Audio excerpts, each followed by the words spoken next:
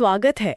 आज हम एक ऐसी किताब की गहराइयों में उतर रहे हैं जिसने सच कहूं तो लाखों लोगों की सोच और जिंदगी को बदला है। नेपोलियन हिल की classic think and grow rich, Hindi में कहें तो सोचो और अमीर बनो। हाँ, 1937 की किताब है ये। और कमाल की बात यह है कि हिल में इसे लिखने के लिए कोई 20-25 साल लगाए थे। Andrew Carnegie, Henry Ford, Thomas Edison, ऐसे 500 से ज्यादा उस जमाने के सबसे कामयाब लोगों पर स्टडी की थी उन्होंने। बिल्कुल। तो आज हमारी कोशिश यही है कि इस प्रभावशाली किताब से जो सबसे जरूरी बातें हैं, जो ज्ञान है, उसे निकालें। किताब का जो मेन आइडिया है वो सुनने में बड़ा सीधा सा लगता है। विचार ही वस्तुएं हैं। मतलब थॉट्स आर थिंग्स। हाँ, कि जो आप सोचते हैं, जिस पर आप यकीन करते हैं और जिसके लिए आप लगातार मेहनत करते हैं, वो हकीकत बन सकता है। पर क्या ये वाकई इतना आसान है? बस सोचा, यकीन किया और हो गया। देखिए, विचार तो सरल है, पर उसे अमल में लाना वो आसान नहीं। इसीलिए हिल ने इसे आसान बनाने के लिए सफलता के 13 बिल्कुल साफ सिद्धांत दिए हैं। और ये समझना जरूरी है, जैसा आपने कहा, ये सिर्फ पैसे बनाने की कोई गाइड नहीं है, जैसा शायद टाइटल से लगे। हाँ, टाइटल थोड़ा मिसलीडिंग हो सकता है। बिल्कुल। ये असल में एक सफल मानसिकता, एक तरह की अमीरी की चेतना बनाने और अपनी जो अंदर की ताकत है उसे पूरी तरह से अनलॉक करने का एक खाका है, एक ब्लूप्रिंट।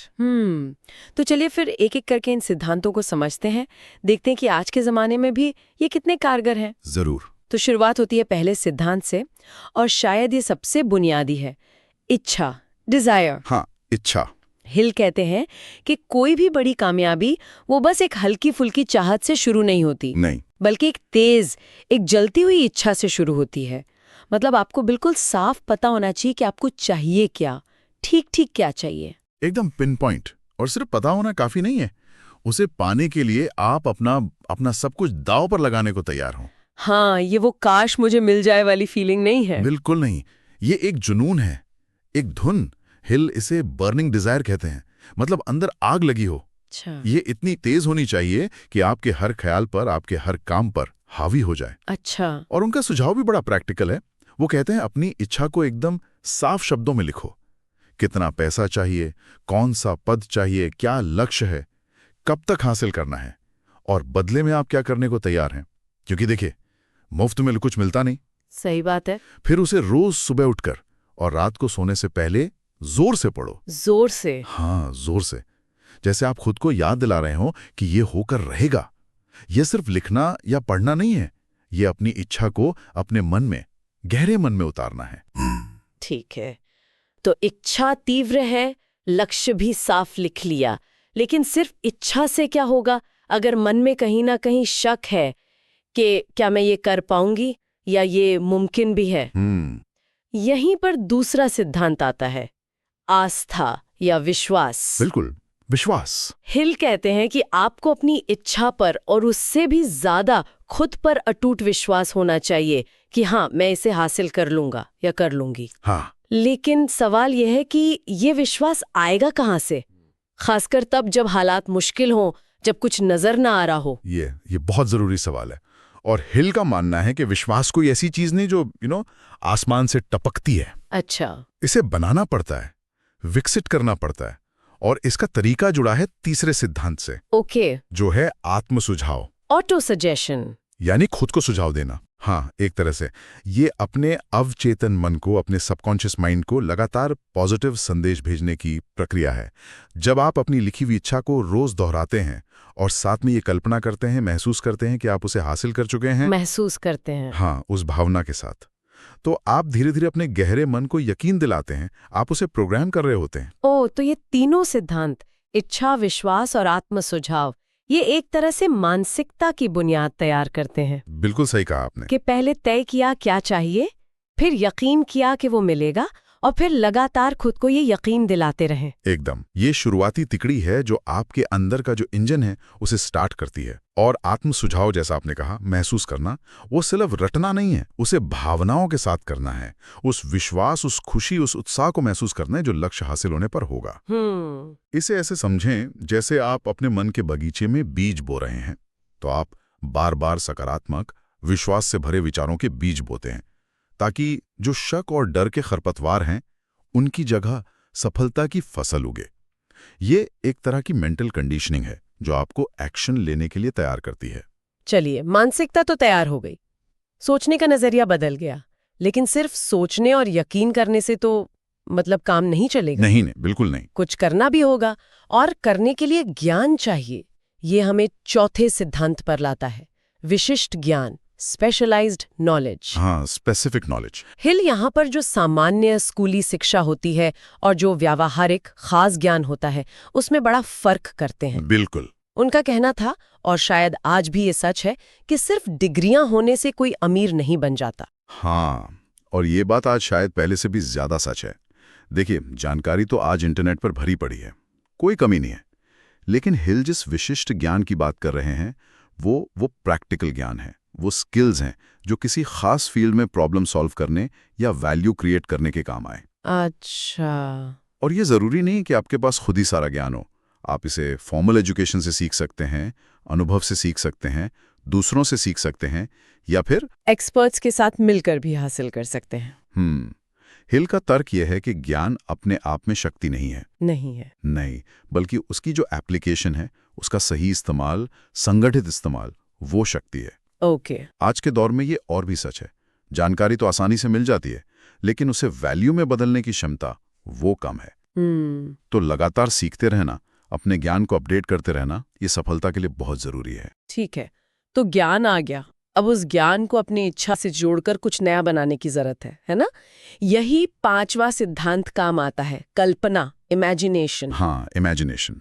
हिल से मन की कार्यशाला कहते हैं, the workshop of the mind, जहां पुराने आइडियाज से नए कॉम्बिनेशंस बनते हैं, योजनाएं शक्लें लेती हैं। ये सिद्धांत मुझे बहुत दिलचस्प लगता है, क्योंकि कल्पना ही वो पुल है जो आपकी इच्छा और आपकी जो ठोस योजना है उसके बीच बनता है। हिल दो तरह की कल्पना बताते हैं। एक है सिंथेटिक कल्पना, मतलब जो मौजूदा विचार हैं, कॉन्सेप्ट्स हैं, उनको नए तरीकों से जोड़ना। और दूसरी है क्रिएटिव कल्पना, जो अंतर्ज्ञान से, या हिल के शब्दों ने कहें तो अनंत बुद्धि, इन्फिनिट इंटेलिजेंस से जुड़कर बिल्कुल नए ओरिजिनल आइडियाज लाती हैं। अच्छा, क्रिएटिव कल्पना। हाँ, ज्यादातर लोग पहली वाली सिंथेटिक कल्पना का इस्तेमाल करते हैं, लेकिन जो महान खोजें या उपलब्धियां होती हैं वो अक्सर क्रिएटिव कल्पना से आती हैं। बिना कल्पना के आपकी इच्छा और आपका ज्ञान वो बस कच्चे माल की तरह पड़े रहेंगे, उनसे कुछ बन नहीं पाएगा। सही है। तो इच्छा है, विश्वास है, ज्ञान भी है, और कल्पना ने रास्ता भी दिखा दिया। अब जरूरत है उस रास्ते पर चलने की, एक ठोस योजना की। बिल्कुल। छठा सिद्धांत यही है, संगठित योजना, ऑर्गेनाइज्ड प्लानिंग। सिर्फ सपने देखना काफी नहीं, उन्हें हकीकत में बदलने के लिए एक डिटेल्ड प्रैक्टिकल प्लान बनाना होगा। हाँ, और ये योजना सिर्फ कागज पर नहीं होनी चाहिए। हिल इस बात पर बहुत जोर देते हैं कि योजना लचीली होनी चाहिए, फ्लेक्सिबल। क्यों? क्योंकि पहली बार में कोई योजना परफेक्ट नहीं होती।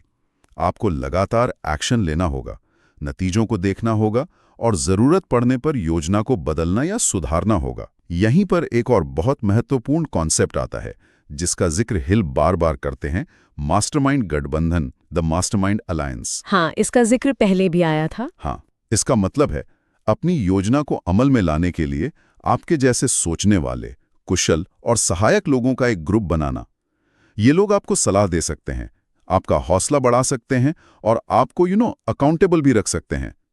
अकेले बड़ी सफलता हासिल करना बहुत मुश्किल होता है। मास्टरमाइंड का विचार सुनने में तो बहुत अच्छा लगता है, लेकिन क्या आज की इस भागदौड़ भरी, थोड़ी कह सकते हैं स्वार्थी दुनिया में ऐसे सच्चे सहायक समूह बनाना वाकई आसान है? लोग अक्सर अपने ही एजेंडा पर ज्यादा ध्यान देते हैं। ये एक वाजिब चिंता है। देखिए, हिल के समय में भी ये आसान नहीं था और आज भी नहीं है। एक सच्चा मास्टरमाइंड समूह आपसी विश्वास, सम्मान और एक कॉमन गोल पर टिका होता है। इसे बनाने में समय लगता है, मेहनत लगती है। आपको सही लोगों को ढूंढना होता है जिनके लक्ष्य आपके साथ मेल खाते हों और जो देने और लेने दोनों में विश्वास रखते हों। अच्छा, ये कोई बस नेटवर्किंग ग्रुप नहीं है, ये एक गहरा तालमेल है। लेकिन अगर ऐसा समूह बन जाए तो इसकी शक्ति अद्भुत होती है। हाँ। ये आपकी पर्सनल क्षमताओं को कई गुना बढ़ा देता है। ठीक है, योजना बन गई, शायद मास्टरमाइंड समूह भी मिल गया, लेकिन अब आता है वो मोड़ जहां शायद बहुत लोग अटक जाते हैं, फैसला लेना। हाँ, डिसीजन मेकिंग। 7वां सिद्धांत है निर्णय यानी डिसीजन, और इसका जुड़वा भाई है टाल मटोल पर काबू पाना। बिल्कुल, प्रोक्रास्टिनेशन। हिल ने यह पाया कि जो कामयाब लोग होते हैं वो फैसले जल्दी लेते हैं और जरूरत पड़ने पर ही उन्हें धीरे धीरे बदलते हैं, और जो असफल लोग वो ठीक उल्टा करते हैं। ये बहुत गहरी बात है। अनिर्णय यानी फैसला ना कर पाना और टाल मटोल ये असफलता के सबसे बड़े कारणों में से हैं। क्यों? ये अक्सर डर से पैदा होते हैं। गलत फैसले का डर, आलोचना का डर, कहीं फेल ना हो जाऊं इसका डर। हिल कहते हैं कि एक ठीक ठाक सा फैसला लेकर उस पर तुरंत काम करना एक परफेक्ट फैसले का इंतजार करते रहने से कहीं बेहतर है। ज्यादातर फैसले वैसे भी बाद में सुधारे जा सकते हैं। निर्णायकता यानी फैसले लेने की क्षमता वो साहस का प्रतीक है, और अवसर अक्सर साहसी लोगों की तरफ खींचे चले आते हैं। सही कहा। ठीक है, तो फैसला ले लिया, काम शुरू कर दिया, लेकिन रास्ता आसान तो नहीं होगा। मुश्किलें आएंगी, लोग आलोचना करेंगे, शायद अस्थायी हार भी मिलेगी। बिल्कुल। यहीं पर 8वां सिद्धांत दृढ़ता, परसिस्टेंस, असली परीक्षा लेता है। यानी हार न मानना, लगे रहना। दृढ़ता, परसिस्टेंस, ये शायद इच्छा और विश्वास के बाद सबसे जरूरी चीज है। हिल का मानना था कि ज्यादातर लोग सफलता के बहुत करीब पहुंचकर हार मान लेते हैं। सच में? हाँ, सिर्फ इसलिए क्योंकि उनमें थोड़ा और टिके रहने की इच्छा शक्ति नहीं होती, विल पावर खत्म हो जाती है। दृढ़ता का मतलब सिर्फ जिद्दी होना नहीं है, बल्कि मुश्किलों के बावजूद अपनी इच्छा और योजना पर टिके रहना है, सीखते रहना है और रास्ता खोजते रहना है। ये असल में इच्छा शक्ति का लगातार इस्तेमाल है। हिल इसे ऐसे समझाते हैं, तीव्र इच्छा प्लस अटूट इच्छा शक्ति इज इक्वल टू दृढ़ता। अच्छा। और दृढ़ता का ईंधन कहां से आता है, फ्यूल कहां से मिलता है? वही शुरुआती तीव्र जलती हुई इच्छा से। ओह। अगर इच्छा कमजोर होगी तो पहली बड़ी मुश्किल आते ही दृढ़ता जवाब दे जाएगी। हिल ये भी कहते हैं कि अस्थायी हार और स्थायी विफलता में बहुत बड़ा अंतर है, और वो अंतर अक्सर दृढ़ता ही तय करती है। ये बात तो सोचने वाली है। अस्थायी हार और स्थायी विफलता। हाँ, ठीक है, अब हम उन सिद्धांतों की ओर बढ़ते हैं जो थोड़े गहरे हैं, थोड़े मानसिक शक्तियों से जुड़े हुए लगते हैं। 10वां सिद्धांत है अवचेतन मन, द सबकॉन्शियस माइंड। हाँ, सबकॉन्शियस माइंड। इसका जिक्र पहले भी हुआ था विश्वास और आत्म सुझाव के साथ। हाँ, क्योंकि ये बहुत कनेक्टेड है। अवचेतन मन को हिल एक उपजाऊ जमीन की तरह देखते हैं, जिसमें आप जो भी विचार डालते हैं, चाहे वो पॉजिटिव हो या नेगेटिव, खासकर अगर वो भावनाओं के साथ डाले जाएं। भावनाओं के साथ? हाँ, इमोशंस के साथ। तो वो मन उसी विचार को विकसित करके हकीकत बनाने की कोशिश करता है। वो तर्क नहीं करता, वो सवाल नहीं पूछता, बस दिए गए इनपुट पर काम करता है। अच्छा। इसीलिए सकारात्मक भावनाएं जैसे विश्वास, प्रेम, आशा, उत्साह, ये आपके लक्ष्यों की दिशा में काम करने के लिए उसे ईंधन देती हैं। और वहीं डर, शक, ईर्ष्या, नफरत जैसी जो नकारात्मक भावना है, वो उसे आपके खिलाफ काम करने पर मजबूर करती हैं। तो इसे अपने लक्ष्यों के लिए एक शक्तिशाली साथी बनाने की कुंजी है इसे लगातार अपनी इच्छा, विश्वास और सकारात्मक भावनाओं से भरना, जैसा कि आत्मसुझाव के सिद्धांत में बताया गया है। ये आपके ऑटो पायलट की तरह है, जो आपको मंजिल तक ले जा सकता है अगर आपने उसे सही निर्देश दिए हों। ये दिलचस्प है। 11वां सिद्धांत थोड़ा और रहस्यमय ऐसा लगता है। मस्तिष्क, द ब्रेन, एक प्रसारण और प्राप्ति स्टेशन के रूप में, जैसे हमारा दिमाग कोई रेडियो ट्रांसमीटर और रिसीवर हो। हाँ, ये हिल के सबसे अमूर्त विचारों में से एक है, लेकिन इसे समझने की कोशिश करते हैं। उनका मानना था कि हमारे विचार जो हैं वो ऊर्जा का एक रूप है, एनर्जी। ओके। जब हम किसी विचार पर खासकर तीव्र इच्छा और विश्वास के साथ ध्यान लगाते हैं, फोकस करते हैं, तो हमारा मस्तिष्क उस विचार ऊर्जा को यूनिवर्स में प्रसारित करता है, भेजता है। और साथ ही हमारा मस्तिष्क दूसरे मस्तिष्कों से आने वाले विचारों, या हिल जिसे अनंत बुद्धि कहते हैं, उससे आने वाले विचारों को ग्रहण करने में भी सक्षम है, रिसीव करने में। अच्छा। तो जब आप सकारात्मक होते हैं, फोकस्ड होते हैं और अपनी इच्छा पर दृढ़ होते हैं, तो आप वैसी ही ऊर्जा, वैसी ही विचार, लोग और अवसर अपनी ओर आकर्षित करते हैं। ये तो कुछ आकर्षण के नियम या लॉ ऑफ अट्रैक्शन जैसा लग रहा है। हाँ, कुछ हद तक वैसा ही है, लेकिन हिल इसे मस्तिष्क की एक नेचुरल क्षमता के रूप में देखते हैं, जिसे क्रिएटिव कल्पना और अगले सिद्धांत छठी इंद्री के साथ मिलकर इस्तेमाल किया जा सकता है। इसका सार ये है कि अपने मानसिक ब्रॉडकास्ट पर, अपने मेंटल ब्रॉडकास्ट पर नियंत्रण रखना जरूरी है। और वो अगला 12वां सिद्धांत है छठी इंद्री, द सिक्स्थ सेंस। हाँ, सिक्स्थ सेंस, जिसे हम आमतौर पर अंतर्ज्ञान कहते हैं, इंट्यूशन। हाँ, या वो अंदर की आवाज, गट फीलिंग। बिल्कुल। हिल के अनुसार छठी इंद्री कोई जादुई शक्ति नहीं है जो अचानक से मिल जाती है। नहीं। ये बाकी के जो 12 सिद्धांत हैं उनमें महारत हासिल करने का उच्चतम स्तर है, एक तरह का बाई प्रोडक्ट है। जब आप अपनी इच्छा, विश्वास, ज्ञान, कल्पना, योजना, निर्णय, दृढ़ता, इन सब पर काम करते हैं, अपने अवचेतन मन और मस्तिष्क को सही दिशा में लगाते हैं, मास्टरमाइंड का सहयोग लेते हैं, तो धीरे धीरे आपका अंतर्ज्ञान, आपकी इंट्यूशन विकसित होती है। आप अनंत बुद्धि के साथ एक तरह का डायरेक्ट कनेक्शन बना लेते हैं, जिससे आपको अचानक कोई समाधान मिलता है, कोई चेतावनी मिलती है या सही दिशा का ज्ञान मिलता है, जिसे शायद तर्क से समझाना मुश्किल हो। जो महान लीडर्स होते हैं वो अक्सर अपने सबसे जरूरी फैसलों के लिए इसी छठी इंद्री पर भरोसा करते हैं। ये सफलता के शिखर पर पहुंचने जैसा है। वाह। और अंत में 13वां सिद्धांत, जो शायद जैसा आपने कहा इन सबसे पहले आना चाहिए था, क्योंकि ये बाकी सबको प्रभावित करता है। हाँ। भय पर काबू पाना, ओवरकमिंग फियर। हिल मानते थे कि डर सफलता की राह में सबसे बड़ी रुकावट है। बिल्कुल, सबसे बड़ी। जब तक डर हावी है तब तक ना तो सच्ची इच्छा पैदा हो सकती है, ना अटूट विश्वास बन सकता है, ना आप निर्णायक फैसले ले सकते हैं और ना ही दृढ़ता टिक सकती है। हिल ने 6 मूल भयों की पहचान की जो इंसान को सबसे ज्यादा रोकते हैं, पंगु बनाते हैं। कौन से हैं वो? पहला, गरीबी का डर। दूसरा, आलोचना का डर कि लोग क्या कहेंगे। तीसरा, खराब सेहत का डर। चौथा, प्यार खोने का डर। पांचवा, बुढ़ापे का डर। और छठा, मृत्यु का डर। ये डर तो बहुत आम है। बिल्कुल। और उनका कहना था कि ये डर ज्यादातर मानसिक अवस्थाएं हैं। ये हमारे मन की उपज हैं, जिन्हें समझा जा सकता है और जिन पर काबू पाया जा सकता है। इन डरों को पहचानना, उनके सोर्स को समझना और फिर इच्छा, विश्वास और तर्क का इस्तेमाल करके उन्हें धीरे धीरे खत्म करना, ये सफलता के लिए अनिवार्य है। डर पर जीत पाए बिना बाकी 12 सिद्धांत अपनी पूरी क्षमता से काम ही नहीं कर सकते। तो इन सभी 13 सिद्धांतों को अगर हम समेटें तो कह सकते हैं कि नेपोलियन हिल का जो मूल संदेश है वो आज भी उतना ही शक्तिशाली है, उतना ही रेलेवेंट है। आपकी दुनिया आपके विचारों से बनती है। एकदम। सफलता कोई बाहर की चीज नहीं है, ये अंदर से शुरू होती है, मन से। बिल्कुल सही। ये सिद्धांत एक पूरा सिस्टम बनाते हैं। देखिए, शुरुआत होती है एक तीव्र जलती हुई इच्छा से, फिर उस पर अटूट विश्वास बनाना होता है, जिसे आत्म सुझाव से मजबूत किया जाता है।